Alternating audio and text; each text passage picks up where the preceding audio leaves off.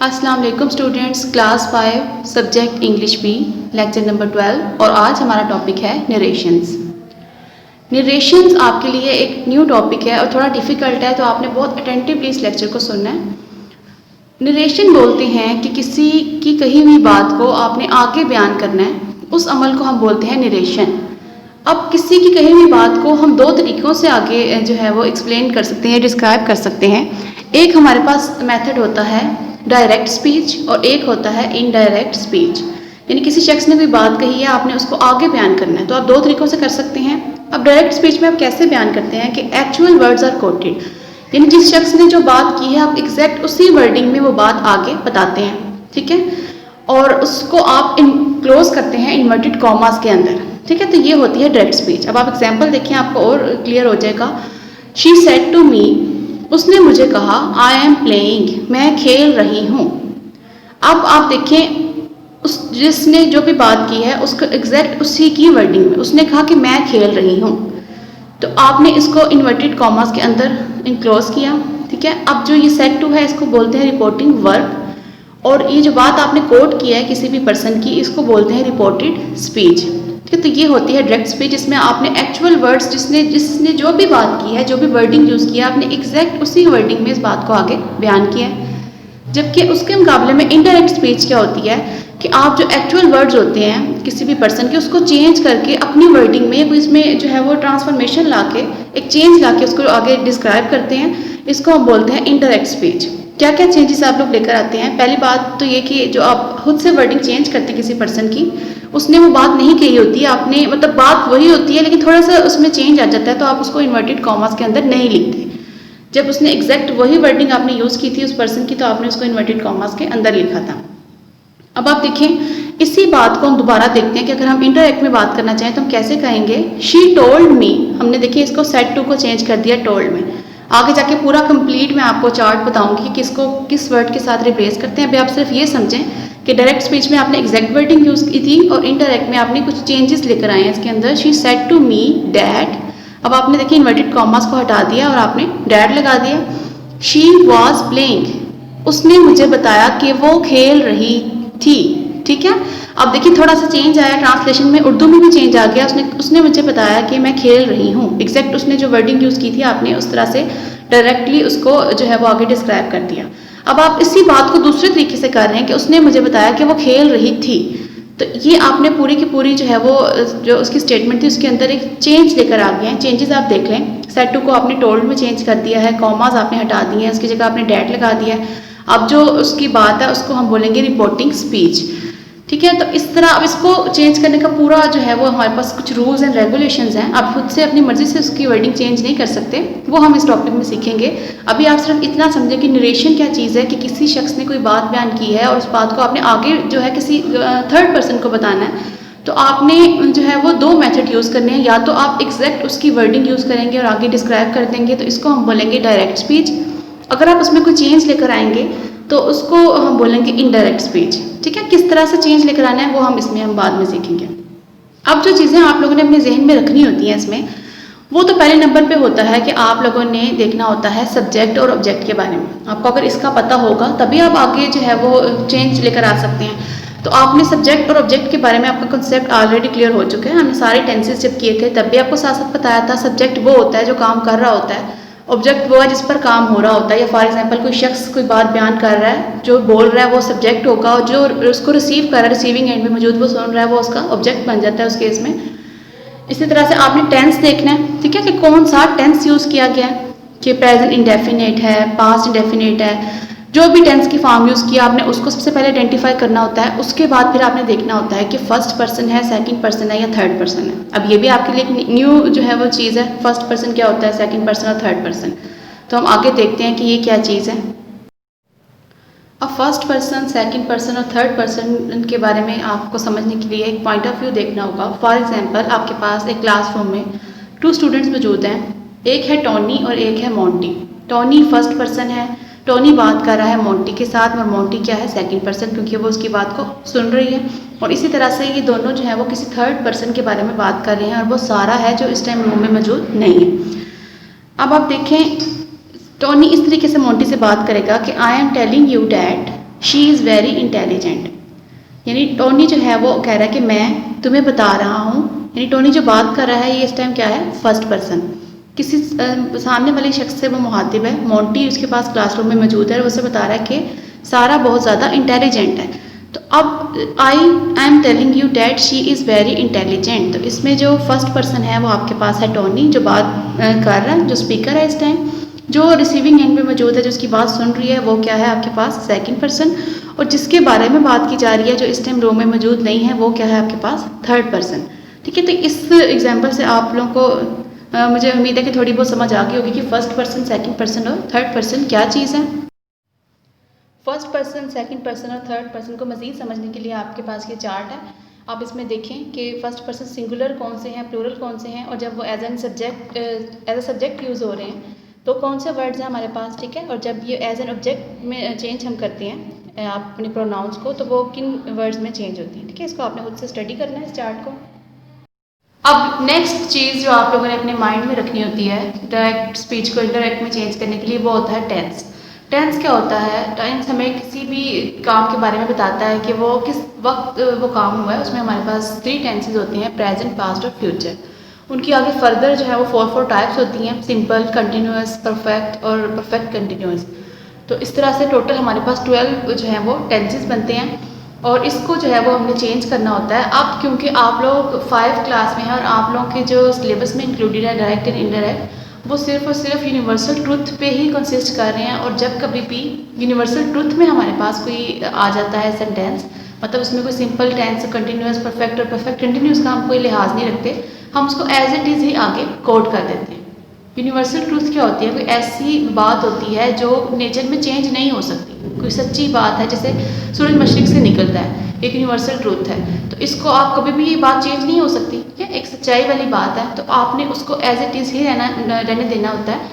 इसलिए मैं मज़ीद डिटेल में इस टॉपिक को आगे लेके नहीं जा रही कि आपने सिंपल को किस में चेंज करना है, कंटिन्यूस को आपने किस में चेंज करना है, परफेक्ट को, परफेक्ट कंटिन्यूस को, ये आगे जाके आप नेक्स्ट क्लासेस में पढ़ेंगे। अभी आपके सिलेबस में इंक्लूडेड है जस्ट यूनिवर्सल ट्रूथ, तो आपने उसमें कोई चेंज नहीं करना। ठीक है, रिपोर्टेड स्पीच में जब यूनिवर्सल ट्रूथ आ जाएगा तो आपने उसको बिल्कुल भी चेंज नहीं करना, आपने एज इट इज़ उसको ऐसे ही कोड कर देना। ठीक है, for example, he said God is one, उसने कहा अल्लाह एक है। अब आपने जब इसको चेंज करें, ये एक यूनिवर्सल ट्रूथ है आपके पास, ये तो चेंज नहीं हो सकती स्टेटमेंट हमारे पास, तो हम इसको एज इट इज़ ही रहने देंगे। हमने इसमें जस्ट क्या चेंज किया है, आपने इन्वर्टेड कॉमास को हटा दिया, डैट लगा दिया। तो आपका 5 क्लास के सिलेबस में इतना ही आपने अभी याद रखना है कि आपने जब यूनिवर्सल ट्रूथ को आपने इनडायरेक्ट में चेंज करना है, तो आपने जब ये रिपोर्टिंग वर्ब है इसमें थोड़ा सा चेंज आएगा, वो मैं आपको बता देती हूँ। उसकी भी एक पूरी लिस्ट है कि किसको वर्ड को आपने किस वर्ड में चेंज करना है। लेकिन जो आपकी रिपोर्टेड स्पीच है उसको आपने बिल्कुल भी चेंज नहीं करना। जो सच्चाई की बात की जा रही है वो एज इट इज़ ही आ जाएगी, जस्ट आपने कॉमास को हटा के उसकी जगह पे डैट लिख देना है।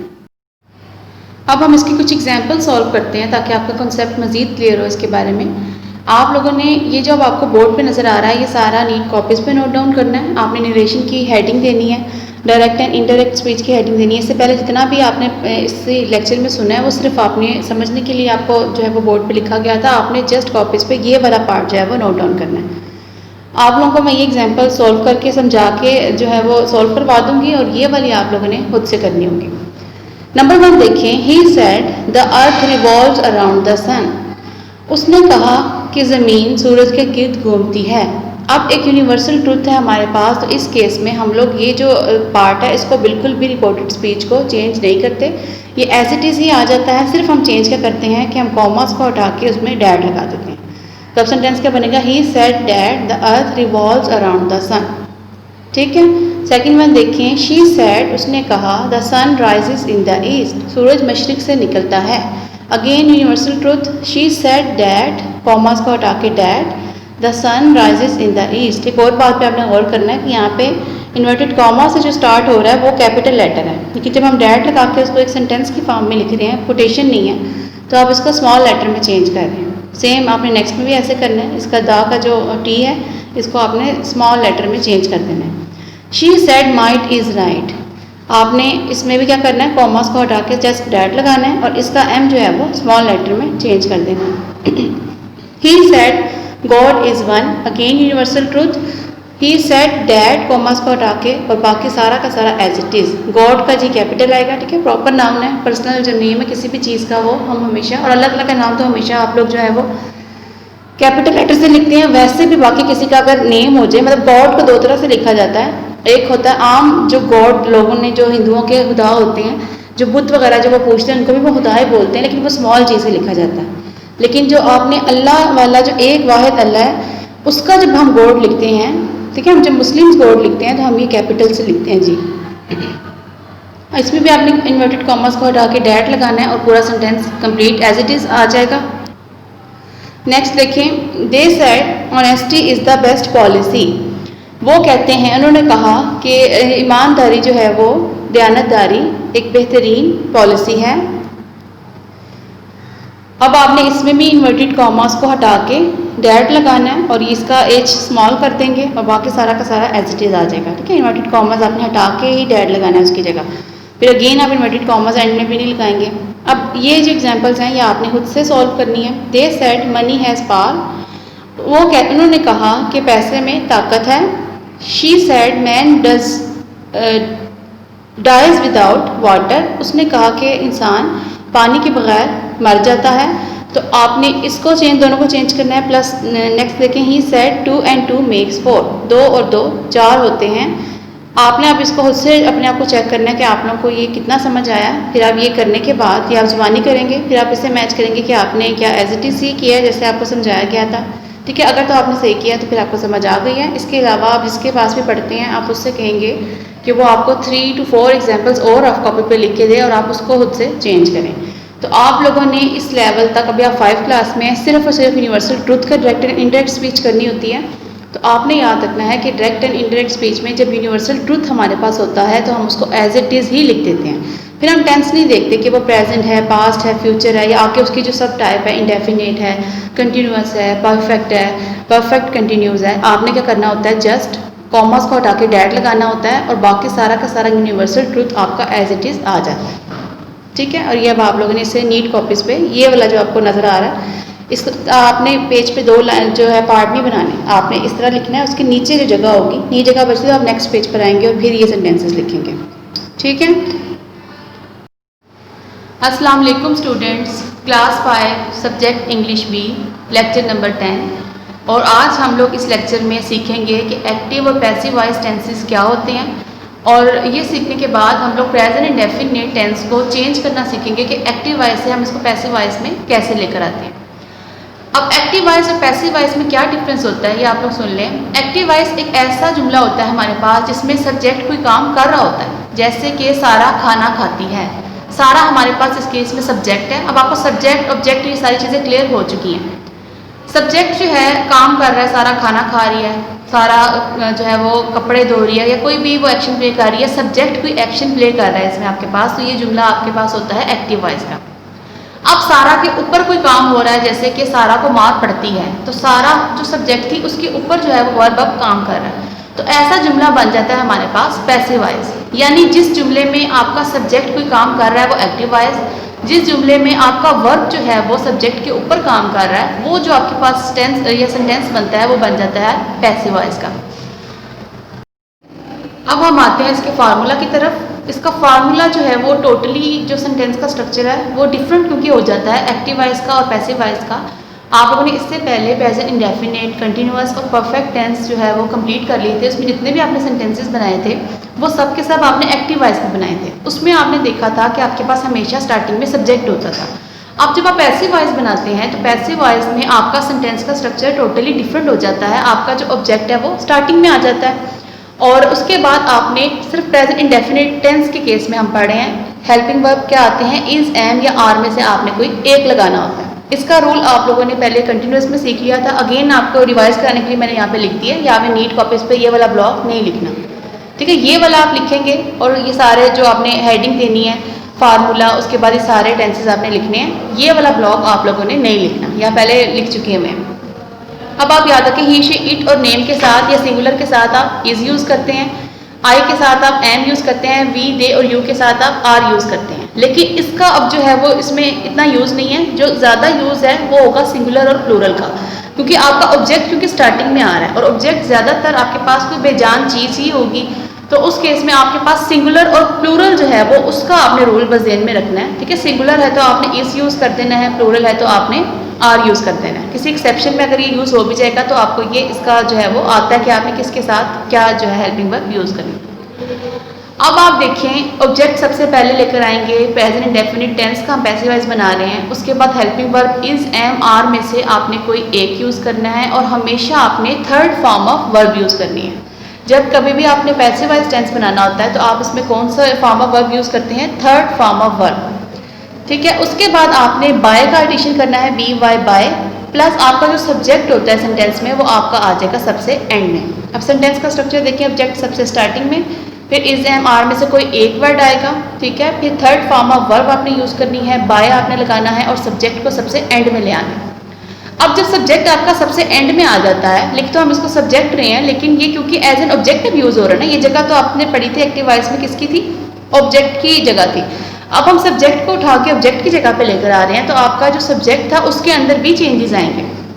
क्या चेंजेस आएंगे? फॉर एग्जाम्पल आपका सब्जेक्ट ही था तो आपने उसको हिम में चेंज कर देना है। ठीक है, शी था, शी अगर आपके पास सब्जेक्ट था तो फिर आपने उसको हर में चेंज कर देना है। आपका अगर सब्जेक्ट था वी तो आपने उसको अस में चेंज करना है। अगर दे था तो आपने उसको देम में, यू में ही रहेगा, चेंज नहीं होगा। और आई जो है वो आप उसे चेंज कर देंगे मी में। ठीक है, तो अब सब्जेक्ट बेशक एंड में है लेकिन इसकी जो है वो मतलब वहाँ बोल तो उसको सब्जेक्ट ही रहे हैं लेकिन ये एज एन ऑब्जेक्ट यूज़ हो रहा है यहाँ पे, यानी इसकी जो जगह थी वो तो ऑब्जेक्ट नहीं ले ली, वो स्टार्टिंग में आ गया। अब क्योंकि सब्जेक्ट ने अपनी जगह ऑब्जेक्ट के साथ चेंज कर लिया है तो सब्जेक्ट के अंदर भी अब हमने चेंज लेकर आना है, जब पैसिव वॉइस में इसको चेंज करना है। ठीक हो गया। अब हम एक इसका एग्जाम्पल देखते हैं ताकि आपका कॉन्सेप्ट मज़ीद क्लियर हो। फर्स्ट वन देखिए, ही टेल्स अ स्टोरी। इस केस में हमारे पास ही सब्जेक्ट है, टेल्स जो है वो वर्ब है, स्टोरी हमारे पास क्या है? एक ऑब्जेक्ट। हमने क्या करना है? ऑब्जेक्ट को सबसे स्टार्टिंग में लेकर आना है। आ स्टोरी सबसे पहले आ गया। उसके बाद आपका जो है अगला आपने क्या स्टेप फॉलो करना है? आपने इज, एम, आर में से कोई एक चीज़ यूज़ करनी है। अब क्योंकि आ स्टोरी है, एक स्टोरी है, तो इसका मतलब है कि सिंगुलर है और सिंगुलर के साथ हम क्या यूज़ करेंगे? इज़ यूज़ करेंगे। आ स्टोरी इज़, ये भी हमारा हो गया स्टेप। थर्ड स्टेप देखिए आपके पास है कि आपने third form of verb use करनी है। टेल, टोल्ड, टोल्ड, तो थर्ड फॉर्म क्या होती है? टेल की टोल्ड। आपने third form of verb use की, टेल की टोल्ड लिख दिया। उसके बाद हमने क्या लिखना है? बाय, और बाय के बाद आपने क्या लिखना होता है? सब्जेक्ट, और सब्जेक्ट में कन्वर्जन भी करनी होती है। अब आप देखें आपका सब्जेक्ट क्या था? ही। आप यहाँ से देखेंगे ही को हम किस में चेंज करते हैं? हिम में। तो आप ही को की जगह क्या लिख देंगे? हिम। अब आपके पास क्या बन गया? Passive voice, a story is told by him. ठीक हो गया। तो ये अब आपके पास क्या बना है? आपके पास पैसिव वॉइस का सेंटेंस बना है। ये एक्टिव वॉइस था और इसको आपने चेंज कर दिया है पैसिव वॉइस में। नेक्स्ट एग्जांपल देखें, यू प्ले क्रिकेट, तुम क्रिकेट खेलते हो।